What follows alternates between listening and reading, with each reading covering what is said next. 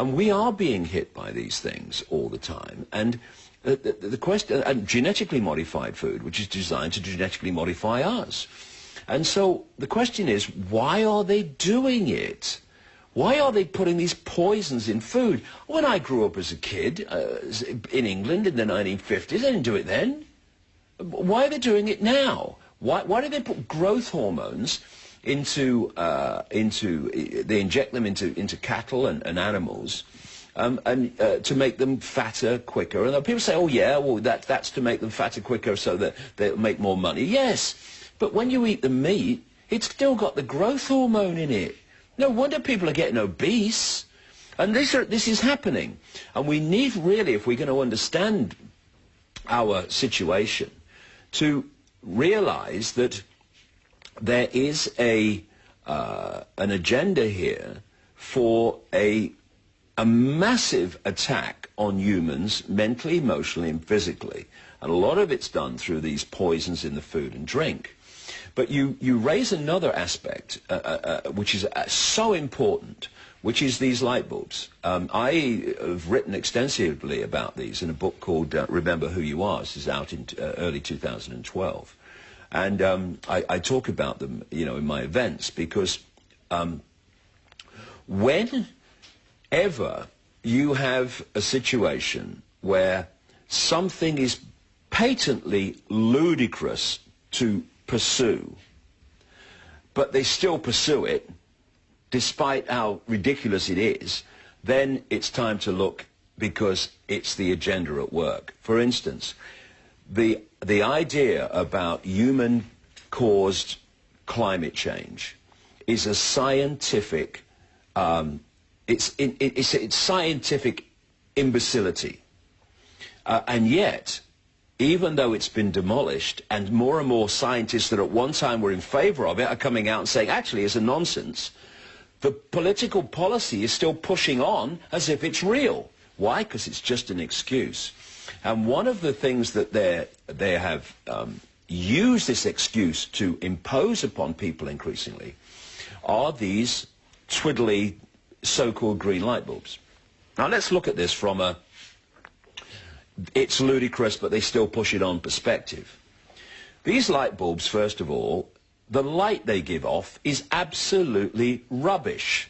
They don't give off a light anything like those of the incandescent light bulbs that we've had up to this point.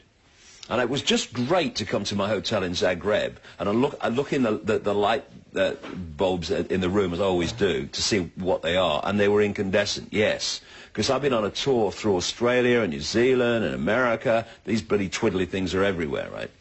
And they say they save energy. They don't if you switch them on and off. And have you noticed that's what you tend to do with light bulbs? You switch them on and off. Well, when you do often, they're not even more energetically efficient.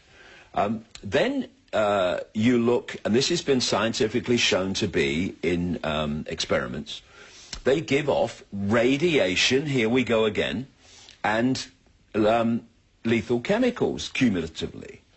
There are people who have got as close to them as they would to a normal light with no problem, and suddenly they've got massive rashes on their face that are there for permanently. They will not go away.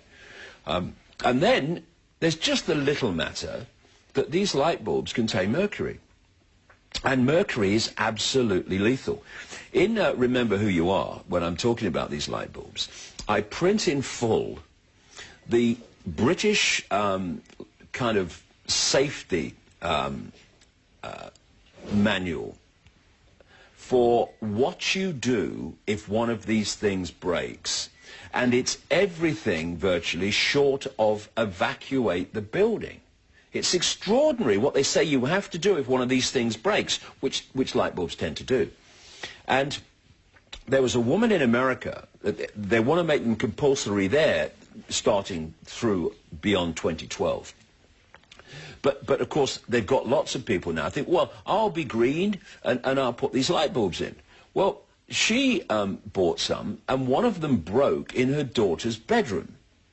So she then called Home Depot, where she bought them from, and asked what she did.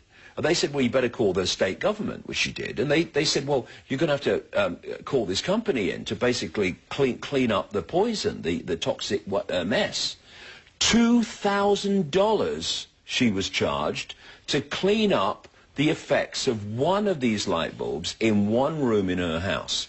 And if you go on the internet and you put in words to the effect of, you know, green light bulbs, consequences, dangers, anything like the words like that, you'll see story after story of the health effects in many, many different ways of these bulbs. So you put all that together and you think the idea of using these bulbs is crazy. Okay. But they've gone on beyond that in the European Union, and they're doing this in other parts of the world. They're not encouraging you only to use these bulbs. They're telling you you must, and they're banning, they have banned in European Union, the alternatives. You're not allowed to produce them, import them, etc. any longer. So it's like fluoride in the water. Mm-hmm. You know, this substance they use in rat poison and you know, mind-changing drugs. If you say, okay, we encourage you to use it, fluoride, because it's good for your teeth. It absolutely isn't. It's terrible for your teeth, not least through fluorosis. But they don't do that. They put it in your drinking water. So you haven't got a choice unless you use bottled water. And thus, why are they forcing it upon people instead of just encouraging them? Because it's the agenda to poison us and in terms of the light bulbs, there's another agenda too. But so you've got the situation where the light bulbs give off rubbish light, and they've got, when they break, they're lethal and all the rest of it. And when you think, just take the American example, at any point in America, there are billions and billions of light bulbs. When they come to the end of their life, in terms of the incandescent ones, well, you put them on a tip or wherever they go. Or if they break, you get a brush and dustpan and you just sweep them up. End of story, gone, fine. What about when, and we're doing it in Europe already, you have billions and billions of these light bulbs containing mercury. What they're saying in these must-do blooming safety things, manuals, is when these bulbs come to the end of their life, they have to be disposed of as toxic waste. Well, of course, most people aren't going to do that and go through all the toxic waste procedure of getting rid of a light bulb. They're going to go in the tips, in the landfill tips, and they're going to break, and the mercury's going to go into the water supply and the groundwater supply. So all this is absolutely ludicrous. So why are they pushing on with it and enforcing it upon people? Well, this is why. And some people might find this strange, but hear me out. What they are is transmitters of information. And they connect into something that I'm seeing increasingly all over the world, and wherever it's introduced, the people are saying this is terrible, we don't want this, you've got to have this. And that is smart meters, electricity meters, which is part of what they want to be a global grid of electricity supply, which they're calling the smart grid. They want the smart grids in every country, and the country smart grids connecting to all the other smart grids to have a global grid.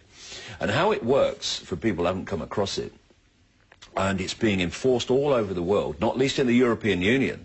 They want 80% of the European Union, I think it's by 2020, with these smart meters, for reasons I'm going to come to. They create these smart meters. They generate the equivalent in your home of the wireless internet. So what is that?